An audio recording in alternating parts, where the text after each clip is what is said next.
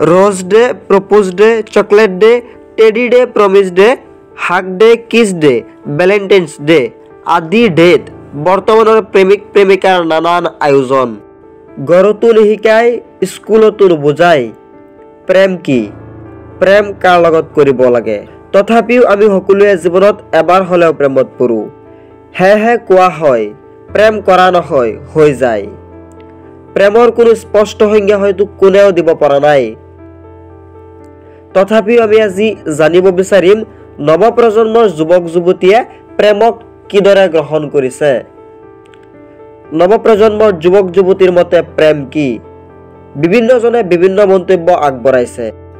প্ৰেম হ'ল দুটি মনৰ একাগ্ৰতা, শ্ৰদ্ধা, বিশ্বাস আৰু সহানুভূতি।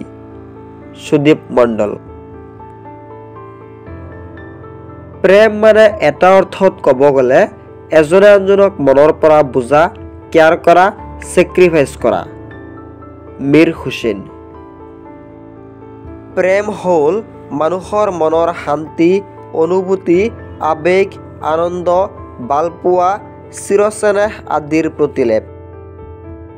মুজাহাৰুল। আপোনালোকেও প্ৰেমৰ সম্পৰ্কে নিজৰ মন্তব্য কমেণ্ট বক্সত জনাওক। প্ৰেম মানেই এজনী ছোৱালী আৰু এজন ল'ৰাৰ মাজৰ সম্পৰ্ক নহয়। প্ৰেম হৈছে এক গভীৰ অনুভূতি। প্ৰেম মানেই বিষাদৰ বিষ। চিৰঞ্জিত মণ্ডল। বৰ্তমানৰ প্ৰেম মানেই অস্থিৰ। আছাদুল হক। প্ৰেম হ'ল দুটি মনৰ মিলন। ইকবাল হুছেইন। প্ৰেম এক স্বৰ্গীয় অনুভূতি।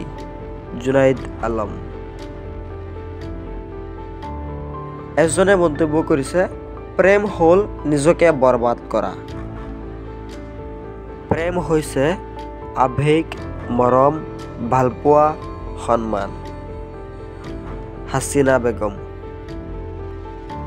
প্ৰেম সম্পৰ্কে নৱপ্ৰজন্মৰ যুৱক যুৱতীয়ে আগবঢ়োৱা আটাইকেইটা সংজ্ঞাই মোৰ যথেষ্ট ভাল লাগিছে। আশা কৰিছোঁ আপোনালোকেও আপোনালোকৰ নিজৰ মন্তব্য কমেণ্ট বক্সত দি যাব। প্ৰেম সম্পৰ্কে আপোনাৰ মতামত কি? ভিডিঅ'টো লাইক, কমেণ্ট, শ্বেয়াৰ কৰি দিব আৰু চেনেলটো ছাবস্ক্ৰাইব কৰিবলৈ একেবাৰে নাপাহৰিব। আপোনালোকৰ এটা লাইক, কমেণ্ট আৰু শ্বেয়াৰে মোক নতুন নতুন ভিডিঅ' বনাবলৈ উৎসাহ যোগায়। ধন্যবাদ।